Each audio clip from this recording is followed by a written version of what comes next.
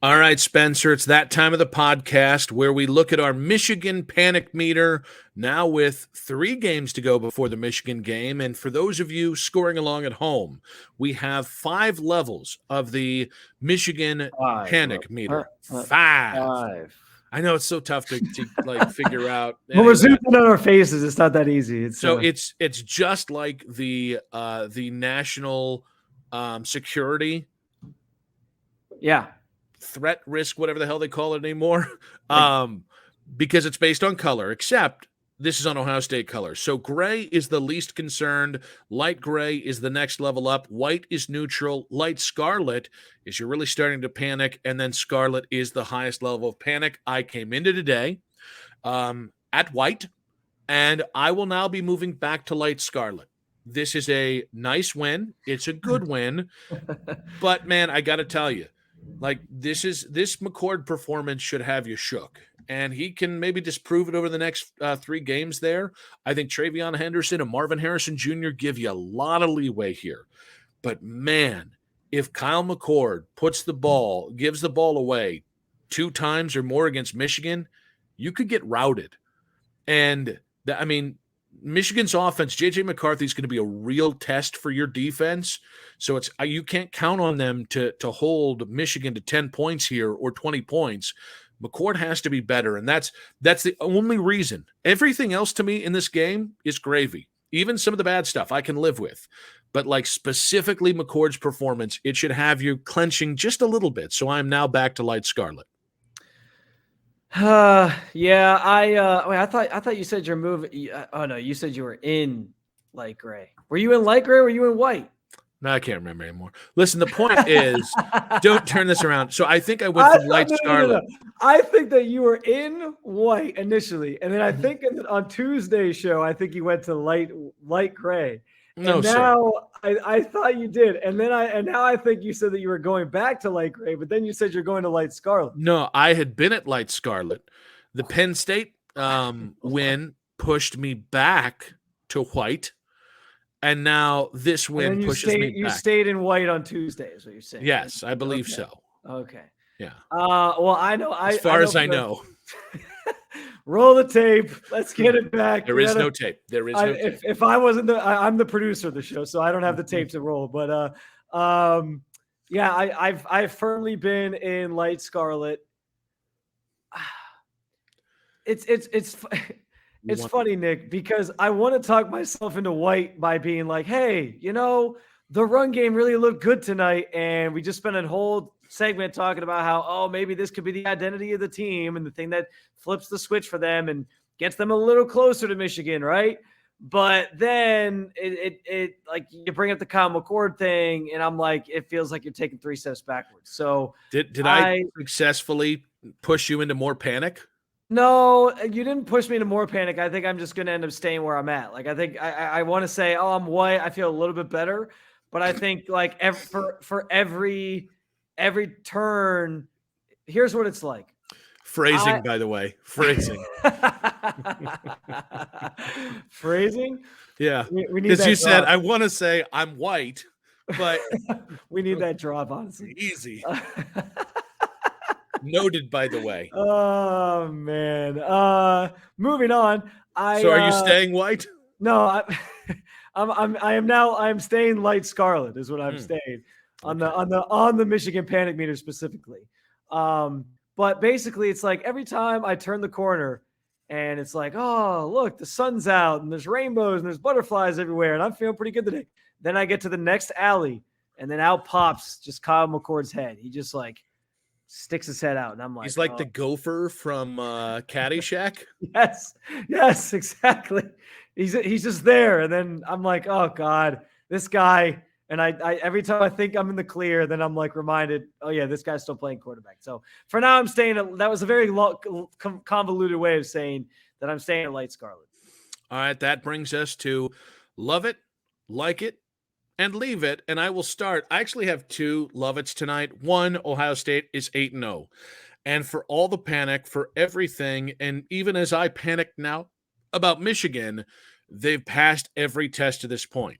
It doesn't matter that we might doubt their ability to pass the ultimate test. They're 8-0. This is a good win. This is actually, when you factor in how bad Honda McCord was, it's a fantastic win. So, congrats on passing the test, Ohio State. You're 8-0. Let's act like it. And then the other love it was Tyleek Williams. That dude was a wrecker tonight. That dude was a badass, and he was huge for the defense. I can't believe he only had 4 tackles, but he had 4 tackles, a sack, 2 tackles for loss. And I would guarantee that if you look at his pressure numbers, he had a couple more pressures as well, because he was everywhere tonight, especially in the second half. How about you? What's your love it? Yeah, those are some good ones, Nick. Well, first of all, I love that Rutgers is on the schedule next because That's 3 strays. That's just dirty work, brother. If there's ever an opportunity for a Common Core to get right, it's going to be against Rutgers. It's Michigan State. Them too. They got Michigan State's got a lot of problems right now between the Mel Tucker stuff and some things that they're showing on the scoreboard at their games. It's not pretty. Listen, I would just say, if ever you have an opportunity to show a picture of Hitler on your scoreboard, don't.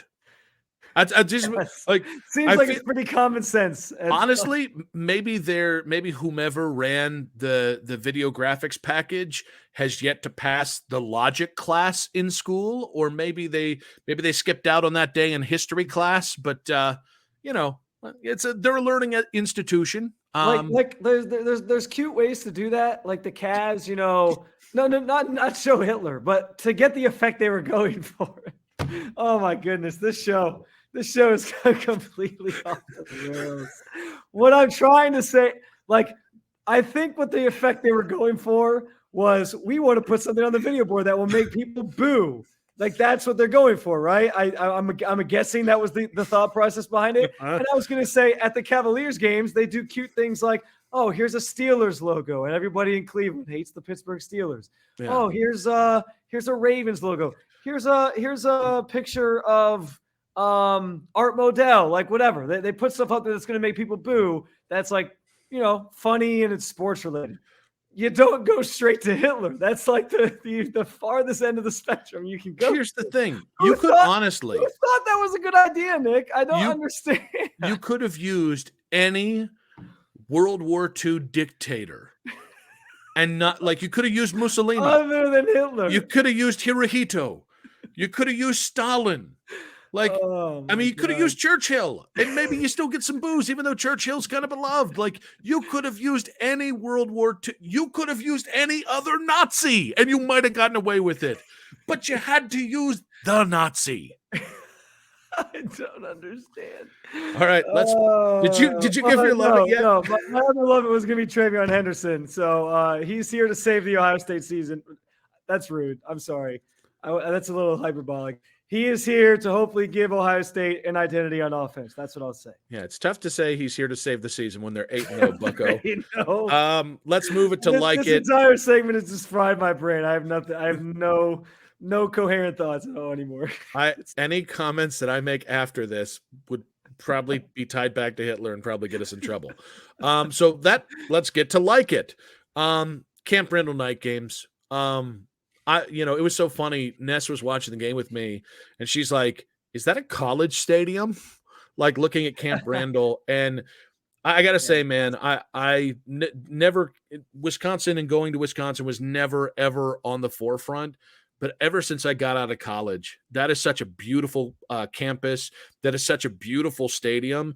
And when you add to it the environment at night, those Wisconsin fans are absolute nuts. I love Camp Randall night games, so that's my like it. How about you, bud? You wanna get involved in the jump around? You want to participate in the jump I'm too around? fat to jump. Let's just if I jump, little truffle going on. If I jump, I'm gonna snap an Achilles, and it's gonna be a year. I'm not gonna get the Aaron Rodgers treatment either. It'll be a full year in an air cast, and my fat ass will never shoot hoops again. My like it is the Marvin Harrison Heisman train that you alluded to earlier in the show. I like where this is headed. I think you're right. You are one JJ McCarthy dud game away from that being a real conversation. And if that game comes against Ohio State and Marvin Harrison puts up numbers in that game, obviously Kyle McCord has to get in the ball first, but if he puts up numbers in that game, then yeah, I think there's a real chance it could happen. I'd love to see it. All right, that brings us to leave it, and I'm actually going to nitpick. And I think this was an uneven day by Ryan Day, uneven night by Ryan Day, if I want to be funny about it. But I don't have a lot of things to like. If my Ryan Day theory is that he was like, well, let's go ahead and test the waters and let's take this thing out into the open ocean and see what happens. It probably is the right decision, mostly because you won, and you won in spite of Kyle McCord. Yeah. However, the second drive, in the first drive that you had the ball, it was a turnover on down, so I understand the thinking. But at Wisconsin's 9 on 4th and 2, you kicked a 19-yard field goal. I just think in that moment, you've got two playmakers, Travion Henderson and Marvin Harrison Jr. I know McCord is a turnover machine, but in that moment, the worst if the worst thing that can happen is he throws an interception into the end zone, it's not the worst thing in the world. I would have liked to see them get 7 there. And I think that's a moment where that early in the game on the road, you get a touchdown there, it changes the complexion of the game. If you get an interception, well, they get the ball, what is it, 20, 25, and it doesn't. So that's a moment where I really would have liked to see a little bit more aggressiveness out of Ryan Day. How about you, bud? Yeah, I'm going to leave. I think I harped on this a little bit in our Penn State episode, but just I still just feel like the red zone play calling is leave. Something's missing. Something. Am I wrong about this, Nick? Like I know there was certain swaths of this game that I missed in moments in time against Wisconsin tonight, but every time I was watching when they were in the red zone, it felt like there was just not the play calling wasn't great. There was just mistakes made.